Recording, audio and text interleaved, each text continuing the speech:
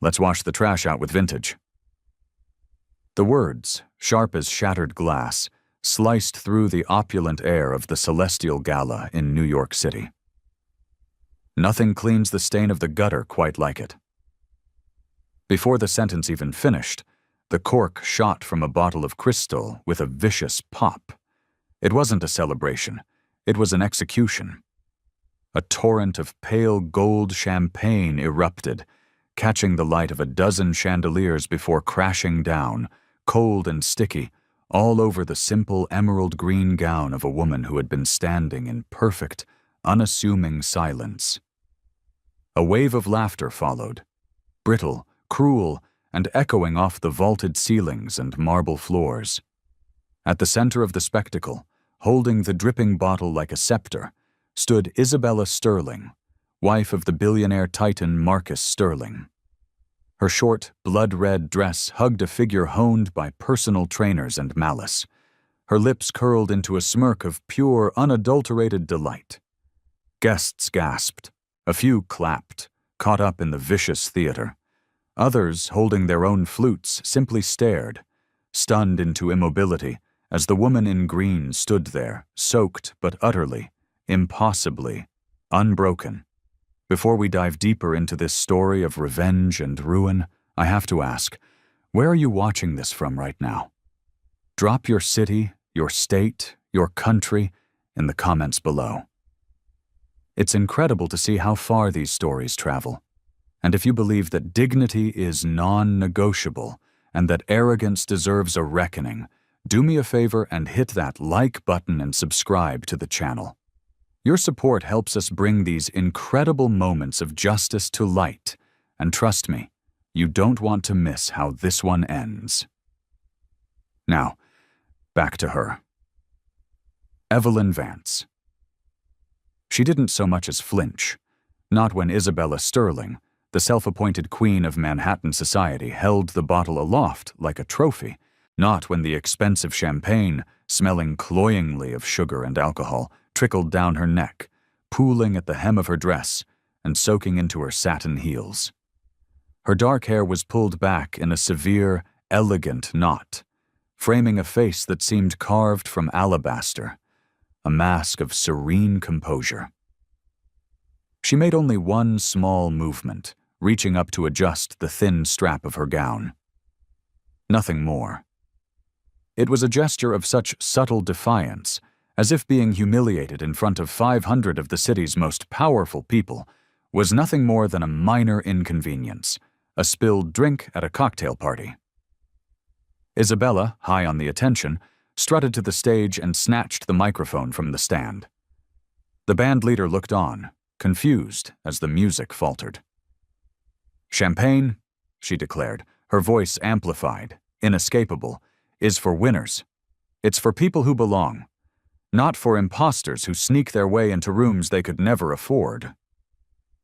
The crowd chuckled, a low, sycophantic rumble.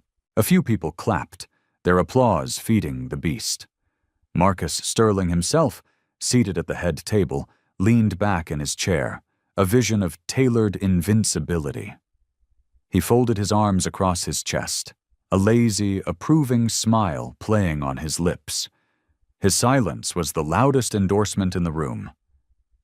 But not everyone was entertained. By the sprawling buffet of lobster towers and glistening caviar, a young waiter named Miguel froze, his hands trembling so badly he had to set his silver tray down. His fingers, almost of their own accord, slipped his phone from his pocket. He didn't even think. He just hit record. Near the stage, an elderly woman with a cascade of silver hair, matriarch of an old money family that valued discretion over spectacle, leaned toward her husband.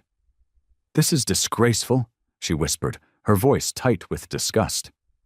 Her words were lost in the rising tide of mockery, but Evelyn Vance remained rooted to her spot, anchored by a force the room couldn't comprehend. There were no diamonds flashing at her throat, no entourage of bodyguards parting the way for her. There was nothing for this room to respect but the profound weight of her silence.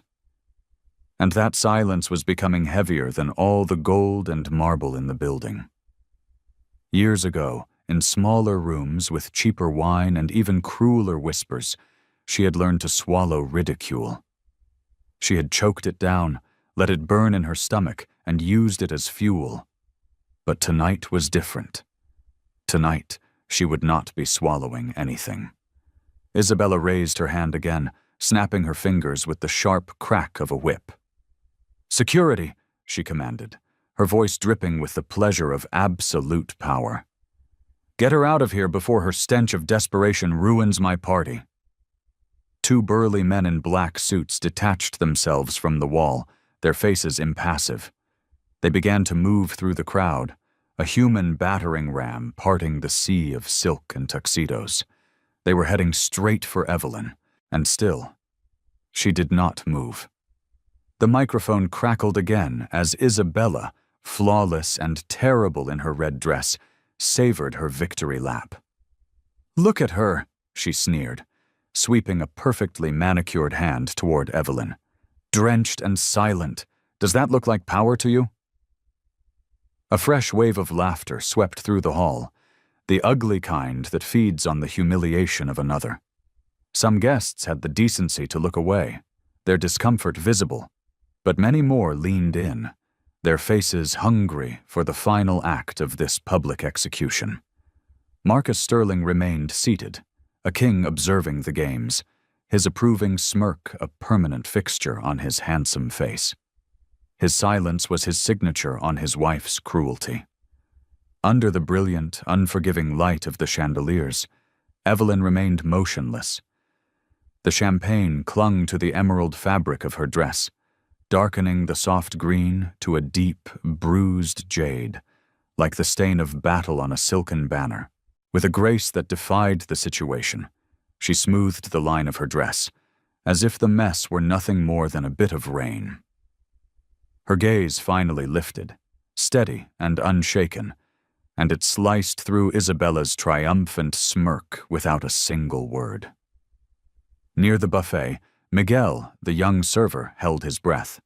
His phone was now live streaming, the view count already ticking into the hundreds. He framed Evelyn's resolute figure, then panned to capture Isabella basking in her own viciousness. "This isn't right," he whispered to the anonymous audience watching through his screen. At her table, the silver-haired woman, Mrs. DeWitt, gripped her husband's arm. "This is shameful," she muttered again, her jaw tight. Her husband nodded, his eyes darting nervously toward the security guards who were now just feet away from Evelyn. Isabella tilted her head, a predator savoring the kill. "You see," she said into the microphone, her tone sharp enough to draw blood, "this is what happens when you try to buy your way into worlds you don't belong in." She turned slightly toward her husband, her smile wide, as if awaiting his applause. He gave a subtle, almost imperceptible nod, a silent coronation.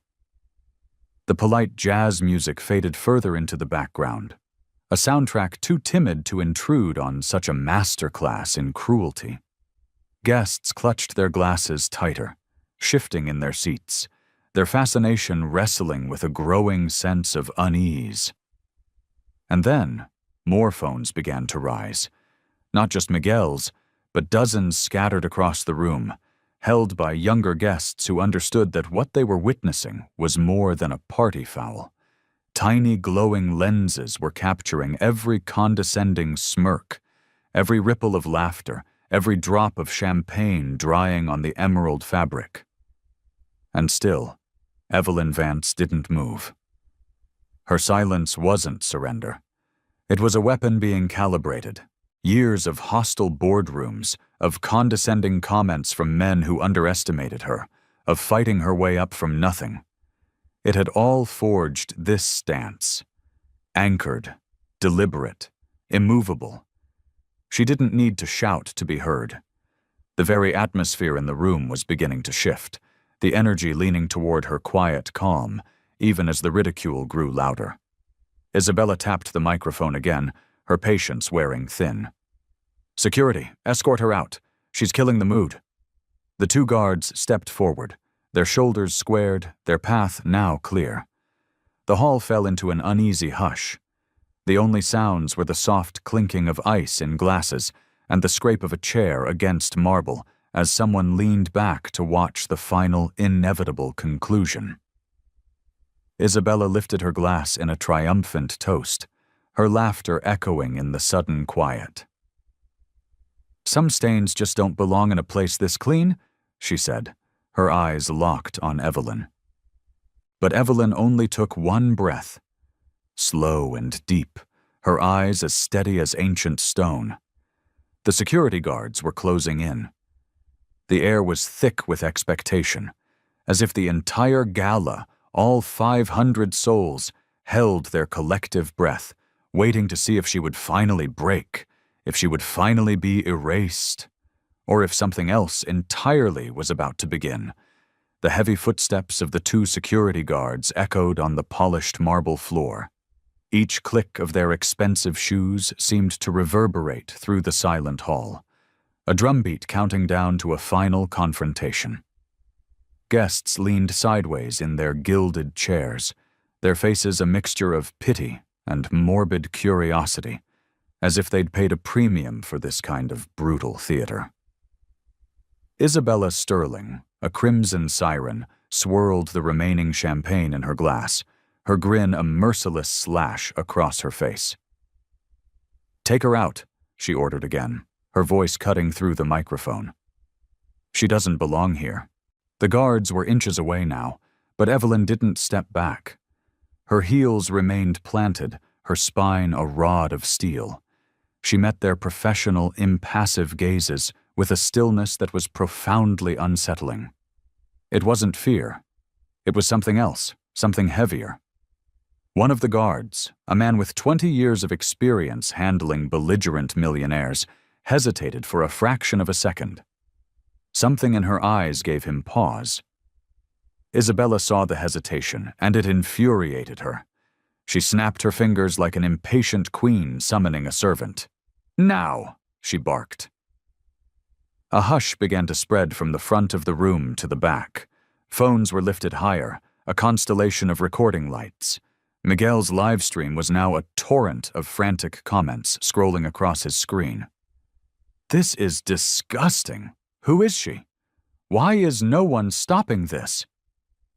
His hands trembled, but he kept the camera steady. He knew, with a certainty that chilled him, that he was witnessing something far more significant than high society gossip. Marcus Sterling leaned forward in his chair, his eyes gleaming with a strange light. He hadn't uttered a single word, but his smug satisfaction was a tangible presence in the room. He thrived on these displays of power, on humiliation served in crystal flutes. And then, still soaked, still impossibly calm, Evelyn Vance finally moved. She reached into the small, elegant clutch she held, her movements unhurried and precise. She retrieved her phone, a sleek, featureless black rectangle, and lifted it to her ear. Her voice was low, perfectly modulated, but in the tomb-like silence of the ballroom, it carried to every corner. "Initiate the Black Swan Protocol," she said. The words were cryptic, meaningless to most of the guests. "Target, Sterling Global." The effect was electric. Miguel's eyes widened behind his phone. He zoomed in, capturing every syllable, whispering to his growing audience, "She's not bluffing. I don't know what that means, but she is not bluffing." Isabella Sterling tilted her head back and let out a derisive, theatrical laugh. "Oh, please! Are we making phone calls now? What's next? Are you calling for backup? Your Uber? Does anyone here seriously believe you're anything more than a nobody in a rented dress?" She turned to the crowd, seeking their affirmation, their laughter. A few forced chuckles followed, but they were thinner this time, laced with a new uncertainty. Evelyn didn't bother to answer her. She simply held the phone to her ear, her gaze shifting from Isabella, as if dismissing her entirely, to land directly on Marcus Sterling himself. Her eyes, cool and calculating, carried a message that he alone seemed to recognize. Because for the first time that night, the billionaire's smirk flickered. It was a tiny, almost imperceptible falter, but in the charged atmosphere, it was a seismic event. The guards stopped dead in their tracks. One shifted his weight, suddenly unsure. The other glanced toward Marcus, seeking a new signal, suddenly unwilling to lay a hand on this woman. Isabella caught the shift instantly. "What are you waiting for?" she hissed, her confidence sharpening into raw anger. "Drag her out!" But the moment had already changed. The power dynamic in the room had fractured. The silence was no longer Isabella's weapon. It belonged to Evelyn. Every guest could feel it, the floor tilting, the cruel game losing its momentum. Slowly, Evelyn lowered her phone, slipped it back into her clutch, and seemed to stand even taller. The champagne stains on her emerald gown no longer looked like humiliation. They looked like war paint. And in that charged quiet, she spoke for the first time to her tormentor, her words simple, but carrying the weight of a judge's verdict. "You've just made the worst mistake of your life." The words hung in the air like a guillotine's blade. "You've just made the worst mistake of your life." The forced laughter died in people's throats. Glasses froze halfway to lips. Even the band, which had been trying to play softly in the background, seemed to stumble, the notes becoming hollow and discordant against the profound silence that followed. Isabella Sterling, encased in her blood-red armor, narrowed her eyes. She mistook composure for a bluff, stillness for fear. She tilted her head, forcing a practiced, condescending smile. "A mistake, sweetheart. The only mistake here was you thinking you could stand among us. Just look at yourself. Soaked, humiliated. You should be thanking me for teaching you exactly where you belong." She raised her glass again, as if preparing to pour another volley of insults, but something in the atmosphere had curdled. Evelyn didn't shrink. She didn't falter. Her voice, when she spoke again, was unnervingly steady, calm, and somehow it seemed to overpower the microphone Isabella was still clutching. "What you did tonight won't fade when the music ends. It will echo, and trust me, you will feel every single reverberation." A ripple of gasps went through the room. Phones were now held aloft without shame, recording openly. Miguel's livestream was a blur, comments exploding across the screen. "Who is she? She's not even scared. This is about more than just a party." The security guards lingered, their hands hovering uselessly a few feet from her arms. They were paid to enforce Isabella's commands, but the sheer, unshakable authority in Evelyn's posture gave them pause. For a long, tense moment, no one moved. Marcus Sterling shifted in his chair.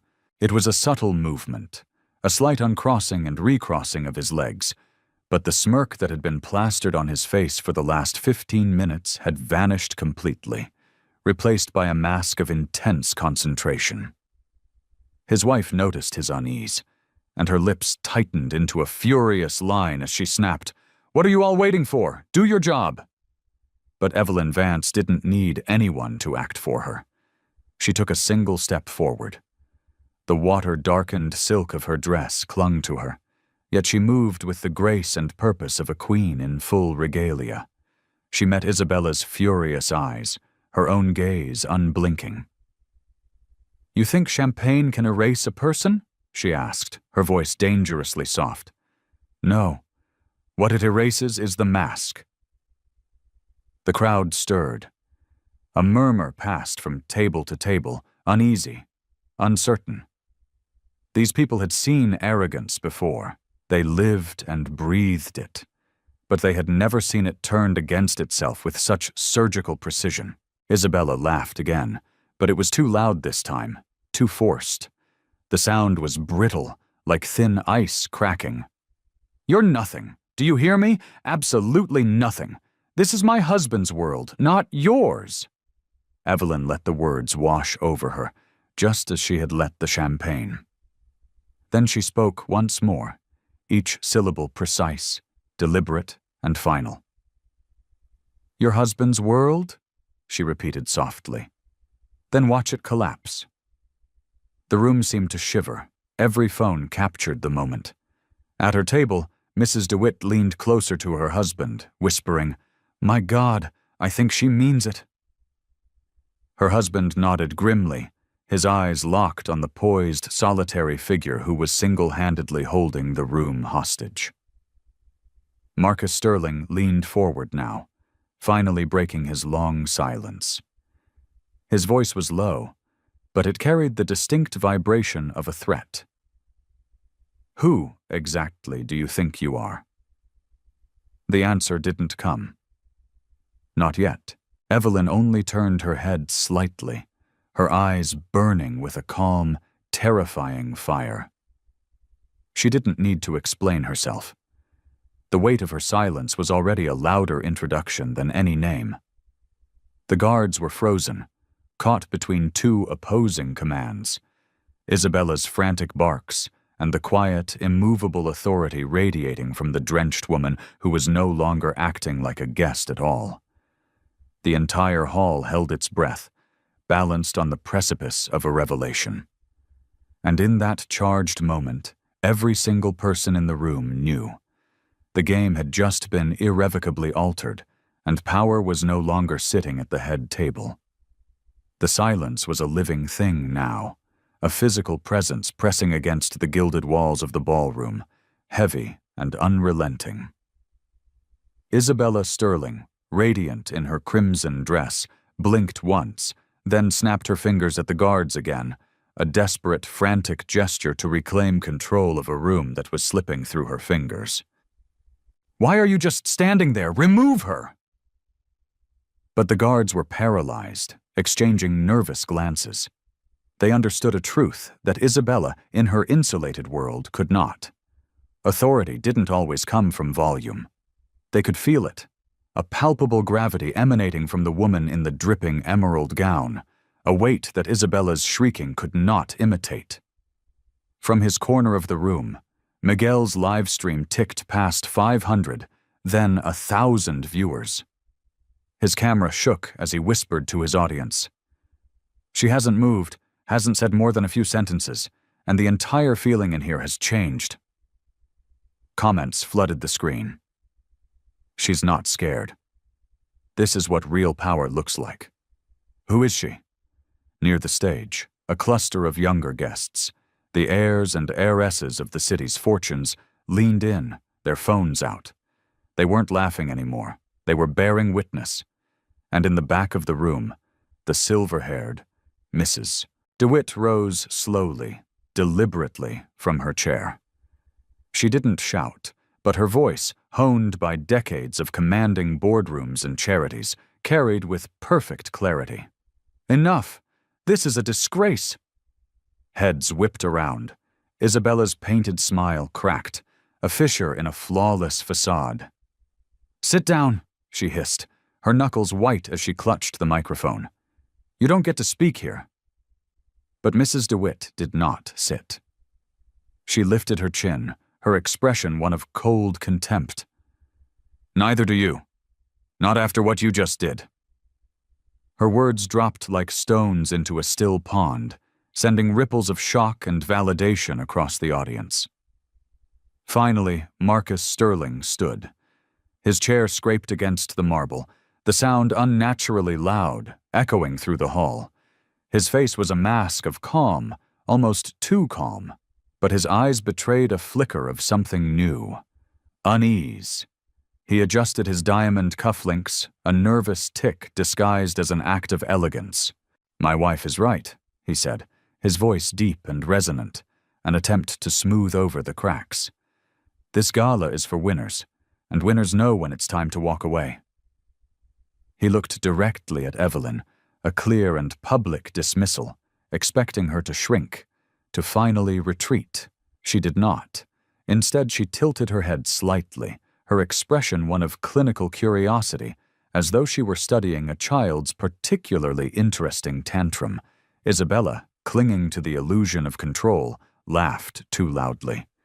"You hear that? Even my husband says you don't belong." But before Evelyn could respond, another voice pierced the tension. It was Miguel, the server, his live stream still running, his phone held up like a shield. "Everyone online is watching this," he said, his own voice breaking with a mixture of fear and adrenaline. "Thousands of people, and they're all saying the same thing, that she belongs here more than you do." The crowd gasped. 100 phones tilted towards the boy, then swung back to Evelyn. Isabella's face flushed a shade of crimson that clashed horribly with her dress. "Shut that down!" she shrieked, pointing a trembling finger at Miguel. "Security, take his phone!" But it was too late. The story had escaped the confines of the ballroom. This wasn't just a private humiliation anymore. It was a public spectacle being broadcast to the world. And at last, Evelyn Vance stepped forward. One step, then another. Slow, deliberate, each click of her heels on the marble striking like a judge's gavel. Her eyes swept the room, landing first on Marcus, then on his wife. Her voice was low, but it carved through the air with the precision of a scalpel. "Your empire," she said, "just stepped into the wrong storm." Isabella clutched her champagne glass tighter, her knuckles whitening. She tried to laugh again, but the sound caught in her throat. A dry, cracking noise. Marcus swallowed, his carefully constructed composure slipping as every phone in the room captured his stunned silence. And for the first time all night, the crowd began to shift, their allegiance moving not toward the woman in red, not toward the billionaire, but toward the drenched woman in green, whose stillness was proving to be louder than champagne, louder than money, and far, far louder than fear. Isabella Sterling gripped the microphone as if it were a life raft. Her voice, once so smooth and playful, had sharpened to a jagged blade. "Listen to her," she pleaded with the crowd, gesturing with her champagne glass toward Evelyn. "She doesn't belong here. This gala is for real wealth, for power, not for—" She caught herself, the insult left hanging, a venomous cloud in the air. The crowd shifted uneasily. What had started as entertainment was curdling into something ugly. Mrs. DeWitt crossed her arms, her eyes hard as diamonds. A man in a Navy Tom Ford suit whispered to his companion, "She's going too far. This is no longer amusing." Marcus Sterling cleared his throat, a sound more fragile and hollow than he intended. He tried to reclaim control, to steady the room. "My wife's words may be sharp," he began, "but this is our house, our event, and no uninvited guest will be allowed to hijack it." Gasps rippled through the hall. Uninvited? The murmur spread like wildfire, bouncing from table to table.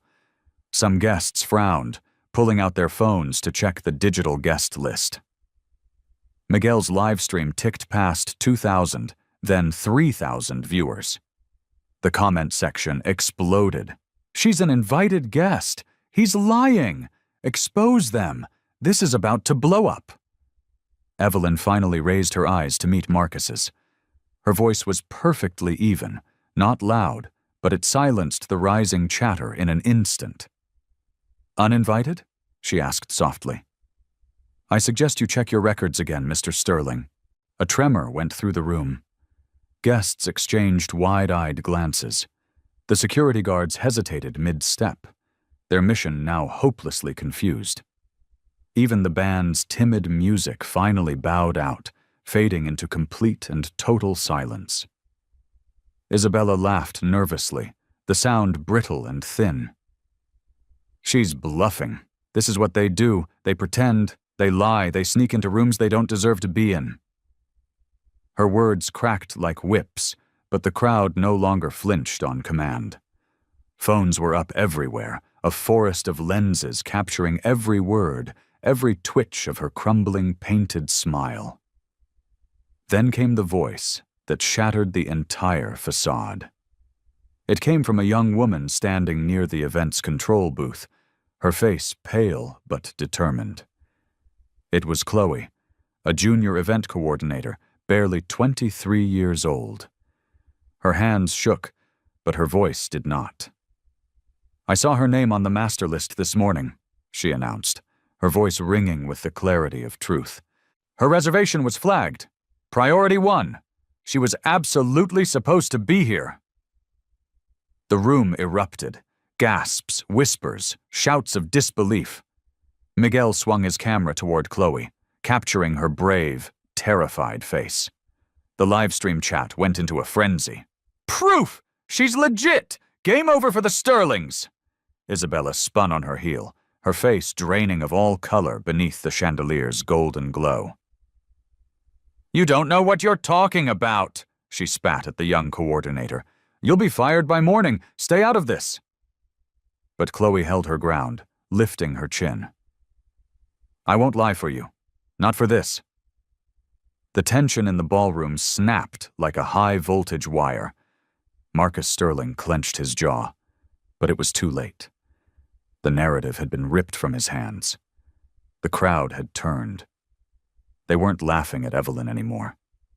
They were watching him, waiting. Slowly, Evelyn turned, her champagne-soaked dress glistening under the lights. Her silence pressed down on the room, heavier and more damning than any accusation. She didn't need to raise her voice. The room already belonged to her. She looked once more at the billionaire, her gaze sharp enough to cut through steel. "So," she said softly, "tell them again, Marcus. Am I uninvited?" Marcus Sterling's lips parted, but no words came out. Cameras flashed, phones streamed, and in that moment of frozen, guilty silence, the empire he thought was untouchable began to tremble. Marcus's lips moved, a fish gasping for air, but no sound emerged. The silence was merciless, a vacuum that swallowed his authority whole.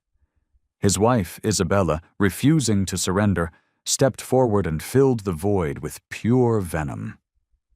"Enough of this!" she barked into the microphone, her voice cracking under the strain of 1,000 watching eyes. "She obviously forged her way in. It's all a scam. Security, remove her immediately. And if anyone here is gullible enough to believe this performance, you're being played." The words echoed, but they sounded desperate now, not commanding. A few guests gasped, but many more frowned. The lie was too blatant, too clumsy. It landed with a thud. Phones tilted higher, catching the brittle, panicked edge in her tone. The two security guards shifted uncomfortably. Their hands hovered near Evelyn, but they seemed magnetically repelled, refusing to make contact. Their hesitation was no longer subtle. It was a public declaration of uncertainty, broadcast to every lens in the room. Isabella's eyes flared with rage. "Do it!" she snapped. And then, the unthinkable happened. One of the guards, the older one, slowly, deliberately, shook his head. He took a half step back. The other guard immediately followed suit, lowering his hands completely. A collective murmur swept through the crowd, an electric spark in the air. Power was visibly slipping from Isabella's grasp, and everyone could feel it. Evelyn Vance finally moved again, just one step forward, but it sent a tremor through the room. The champagne still glistened on her emerald dress, which now looked less like a victim's garment and more like the hide of some mythical waterborne dragon. Her voice was calm, controlled, but it cut sharper than any shout. "Touch me," she stated, "and you will never work in this city, in this industry, ever again." The words weren't a threat. They were a statement of fact, laid down like immutable law. The guards froze in place. Guests exchanged frantic glances, whispers rising to a fever pitch. She knows something. She has real power. Who is she? Isabella scoffed, but the sound was hollow, a ghost of her former arrogance. Big words for someone who showed up dripping in cheap fabric. She tried to laugh, but it cracked midway through, thin and forced.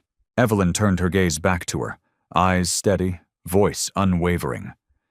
"This cheap fabric doesn't cancel billion-dollar deals," she said, "but I do." The room exploded. Phones jerked upward. Gasps turned into open-mouthed stares. Mrs. DeWitt placed a hand over her heart. Miguel's live stream surged with a tidal wave of comments. "She's in control! This is wild! Watch the empire crumble!" Marcus Sterling finally stepped forward, his voice low, almost pleading now. "Who are you?" The answer didn't come. Not yet. Evelyn's silence stretched, taut and deliberate. Every second of it tightened the invisible noose around the Sterlings. Then Chloe, the junior coordinator, spoke again from the side of the room, her voice trembling but her words strong. "She's not lying. I saw her clearance level in the system. It was executive level override, owner privileges." The gasp this time was collective, a thunderclap rolling through the crowd. Phones captured every syllable. Live streams carried the shocking revelation to tens of thousands of viewers beyond the ballroom walls. Isabella went pale, her lips parting in disbelief. No, that's impossible," she stammered, but her confidence had been utterly shattered. Evelyn finally spoke again, her words soft but carrying the finality of a death sentence. "It's not impossible," she said. "It's inevitable." And with that, the balance of power in the room didn't just shift. It broke. The crowd was leaning toward her now. Not Isabella, not Marcus, but the drenched, silent force who had waited for this exact, perfect moment. The ballroom was no longer a party. It was a courtroom. And Evelyn Vance stood at its center, both witness and judge. Every camera was pointed at her. Every breath in the hall was measured against her silence.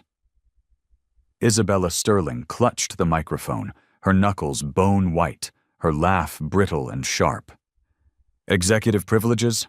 Owner clearance?" She spat the words like poison. "You think anyone in this room will believe a soaked stranger over me? Look around. This is my world. These people came to see us, not you." But the crowd didn't cheer. They didn't nod their agreement. They just watched, silent and waiting. Miguel's live stream counter surged past 50,000, then 100,000. The comments rolled like a tidal wave. "She's the owner!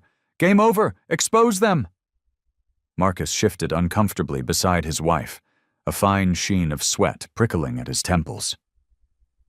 He reached for her arm, a silent plea for her to stop, but she jerked away, her fury blinding her to the fact that the tide had not just turned, it had become a tsunami. And then, Evelyn Vance lifted her phone again. The movement was small, but it sent a jolt of electricity through the hall. She pressed a single button, then raised the device to her ear, putting it on speaker. Her voice was calm, collected, the absolute antithesis of the chaos surrounding her. "Naya, confirm current status." "Firm." A new voice filled the hall, crisp, professional, and unshaken, emanating from the phone's speaker. "System is primed, Evelyn. The Sterling Global acquisition is marked for termination. One word from you, and the cancellation protocol is final and irreversible."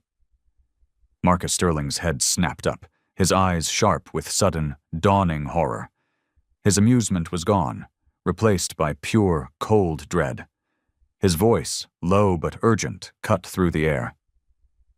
"Cancel what deal?" Evelyn turned her gaze on him. She let the silence stretch, letting him stew in his own panic, every second squeezing the air from his lungs. Finally she spoke, her words precise and devastating. "The deal," she said. "That would have saved your empire from bankruptcy next quarter." Gasps tore through the room. Guests leaned forward, their faces masks of disbelief. Mrs. DeWitt pressed her hand to her chest, whispering, "My God, she has him cornered." Isabella erupted, her voice shrill with denial. Lies, all of it! She's nothing. This is all theater. Don't listen to her.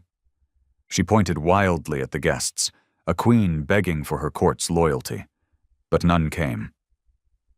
The phones stayed raised. The faces stayed grim. Evelyn didn't even glance at her.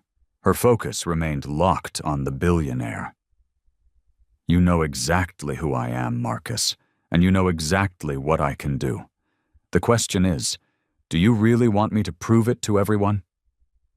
The billionaire's jaw clenched so tightly, a muscle jumped. His silence was the only answer she needed. Chloe, the young coordinator, stepped forward again, her voice louder this time, stronger with conviction. She doesn't need to prove anything. The system already shows her name on the acquisition paperwork. Owner-level access. I saw it with my own eyes. The hall trembled with whispers. Miguel's live stream exploded. This is insane. She's the boss. He's finished. Isabella shook her head violently, her red dress shimmering under the chandeliers like a frantic warning light. No, this is fraud. It's a trick. But Marcus cut her off, his voice sharp with a desperation that bordered on panic. Isabella, stop talking. The command finally silenced her, but it was far, far too late. The damage was done. The room no longer belonged to them. It belonged to the drenched woman in the emerald green dress, who stood still and steady, phone in hand, waiting for the perfect moment to burn everything to the ground. And everyone in the hall knew they were just seconds away from watching an empire collapse in real time. Evelyn Vance did not move.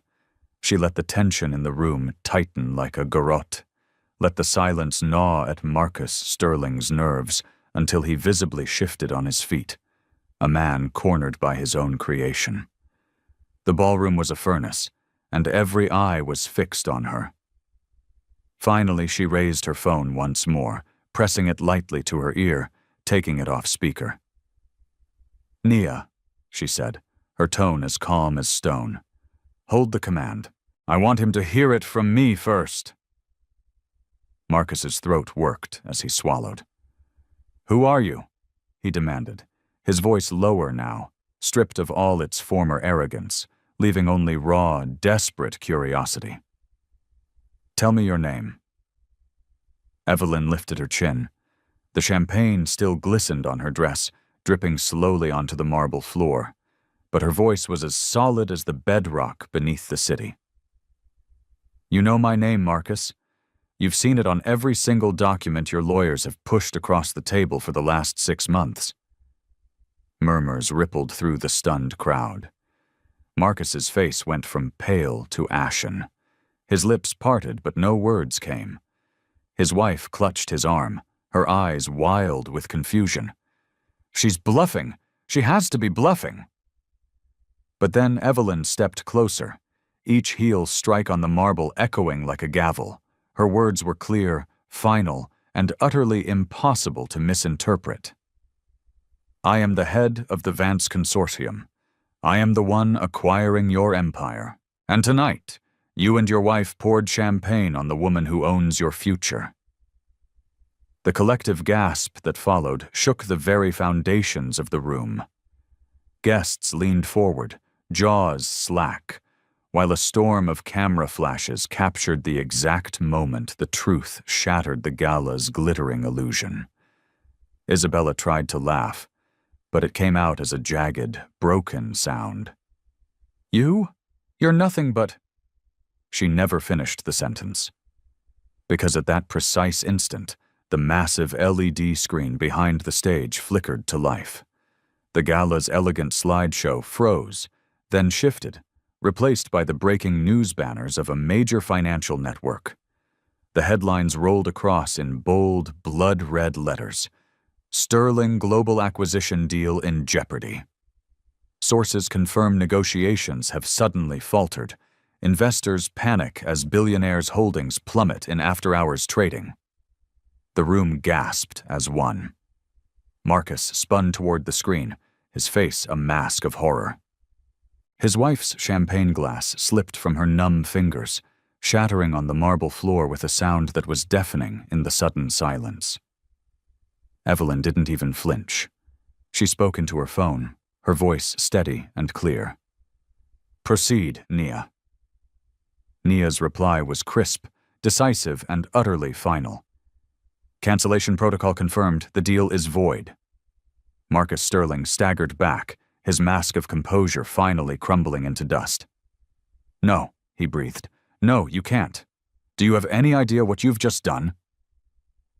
Evelyn's gaze didn't waver. "I know exactly what I've done. I gave you an opportunity, a lifeline, and your wife turned it into a public spectacle. So I turned it into a verdict." The hall erupted. Not with laughter this time, but with a cacophony of voices, of awe, of disbelief, of shock. Some guests began to clap, others shouted, and everyone filmed with trembling hands. Miguel's livestream comment feed became an unreadable blur. "She owns him. This is justice. This is empire falling in real time." Isabella clutched her husband's arm, her eyes wide with panic. "Say something, stop her." But he couldn't. His silence was louder than her screams. The empire had cracked, and every guest in the room had just witnessed the first fatal fracture. Evelyn Vance stood tall in her soaked dress, her posture unshaken. And for the first time all night, she allowed herself the faintest ghost of a smile. It was not a smile of triumph, but of cold, calculated inevitability. And the crowd knew, with a chilling certainty, that the downfall had only just begun.